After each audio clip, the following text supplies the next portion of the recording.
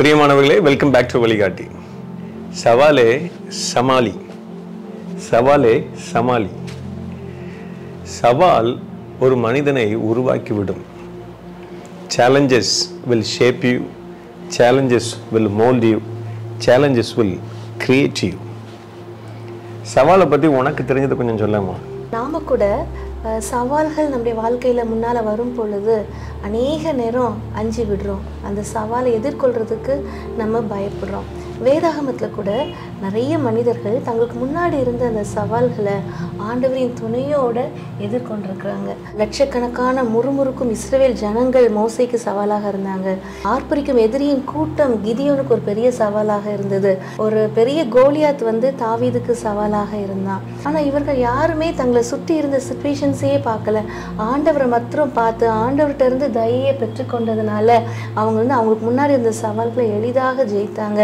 மோசே கூட ஆண்டவரை நோக்கி ஆண்டவருடைய கிருபையை பெற்றதுனால அந்த லட்சக்கணக்கான இஸ்ரவேல் ஜனங்களை நேர்த்தியாக வழிநடத்தி கொண்டு சென்றார். கிதியோனை பார்த்தோன்னா ஒரு 300 நபர்களை கொண்டு தன்னை எதிர்நோக்கி வந்த அந்த ஆர்ப்பரித்து வந்த அந்த எதிரி கூட்டத்தை முறியடித்தார்.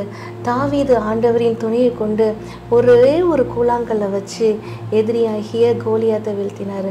இதே போல தான் நம்முடைய வாழ்க்கையிலும் கூட சவால்கள் வரும் பொழுது ஆண்டவரை நோக்கி பார்த்து தேவ கிருபையை நம்ம பெற்றுக்கொண்டோன்னா நம்ம எளிதாக நமக்கு எதிர் நிற்கும் சவால்களை எளிதாக நம்ம வெல்லலாம்.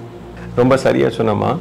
பிரியமானவர்களே, நீங்களும் நானும் ஆண்டவர் இயேசுவை நோக்கி பார்த்து அவருடைய கிருபையை பெற்றுக்கொள்வோமே ஆனால் நேர்த்தியாக சவால்களை சந்திக்க முடியும்.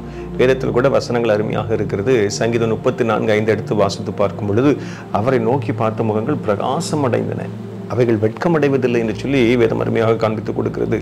அது மாத்திரமல்ல, சங்கீதம் 32:8 எடுத்து வாசித்து பார்க்கும் பொழுது அவர் உங்களுக்கும் எனக்கும் போதித்து நீங்களும் நானும் நடக்க வேண்டிய வழியை நமக்கு காண்பித்து கொடுப்பாராம். நம் மீது தம்முடைய கண்களை வைத்து கர்த்தர் ஆலோசனை சொல்லுவேன் என்று சொல்லி ஆண்டவர் அருமையாக சொல்லுகிறார்.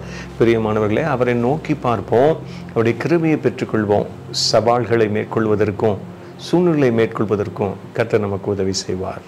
ஆகவே சவால்களை சந்திப்போம், சாதனையாளர்களாய் மாறுவோம். Love God, love others. God bless you.